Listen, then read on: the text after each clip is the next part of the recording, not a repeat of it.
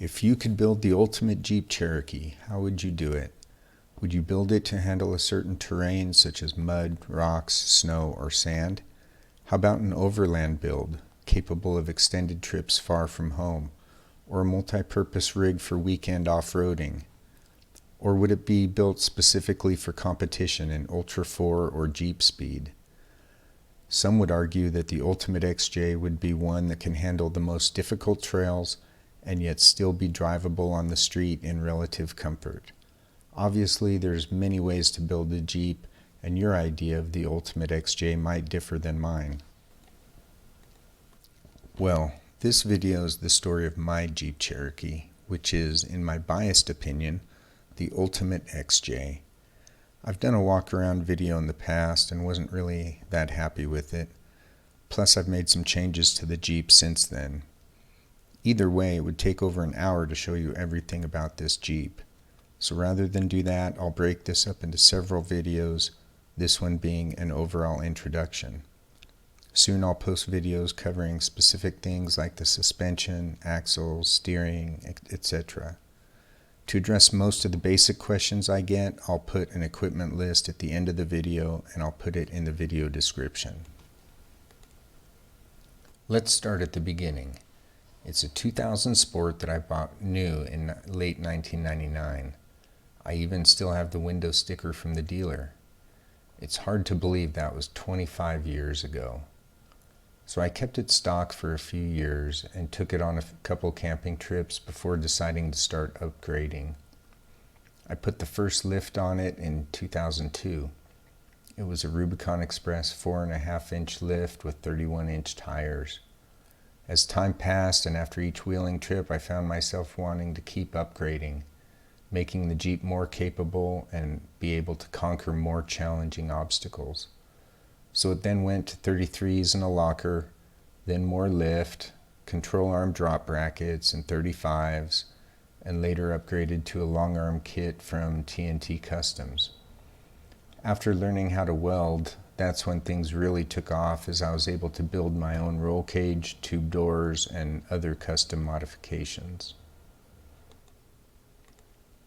As I gained experience, I used this Jeep for the basis of several books. The first was the Jeep Cherokee XJ Builder's Guide that was first published in 2005. This was later revised in 2015 and renamed Jeep Cherokee Performance Upgrades. In 2014, I wrote the advanced book, which was titled Jeep Cherokee Advanced Performance Modifications. I know I'll get asked, so I'll say these books have been out of print for several years, but you might find them used somewhere. Or you might still be able to get it as an ebook, and if so, I'll put the link to that also in the description. Okay, back to the story.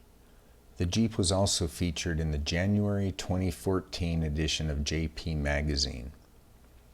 By that time, the Jeep was more than just a hobby. Perhaps it was what most normal people would consider an unhealthy obsession.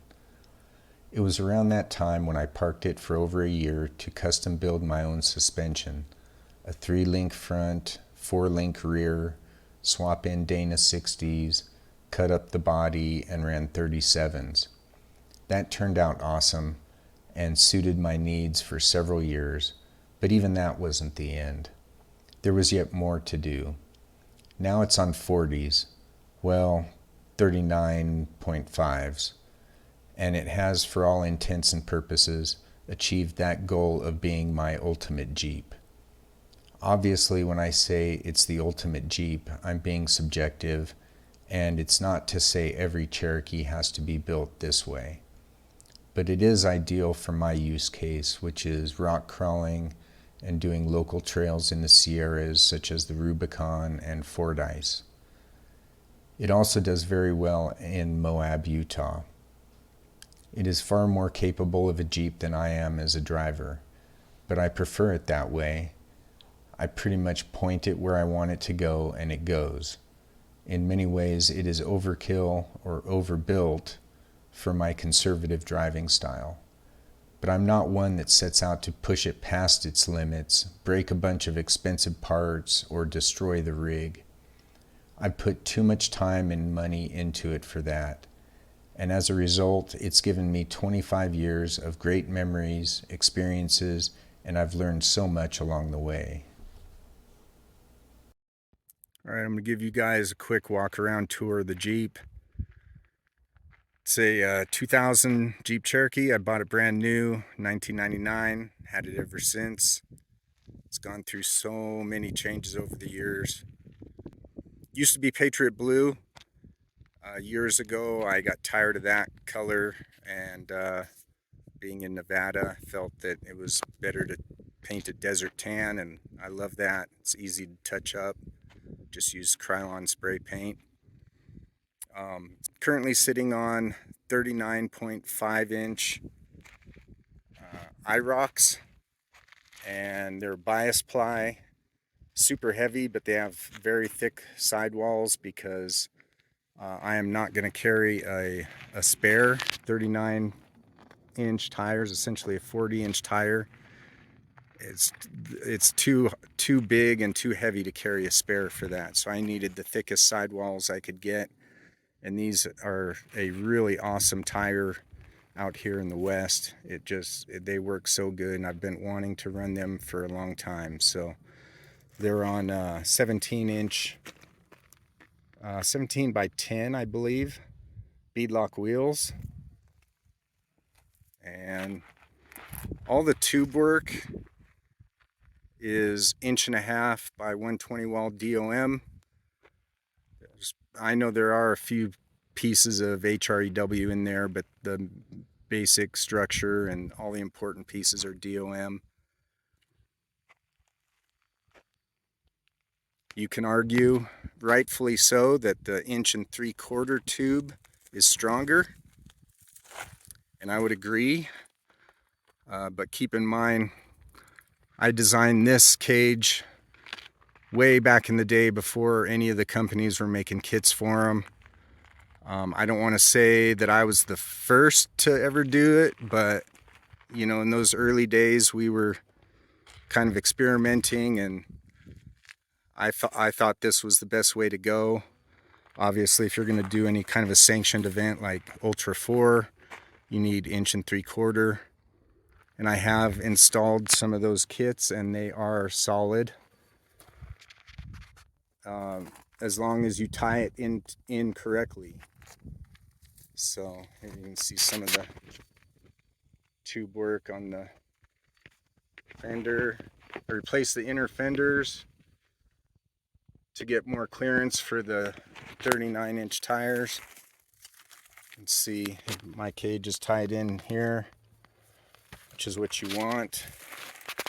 The tube doors, same 1.5" by 120 wall.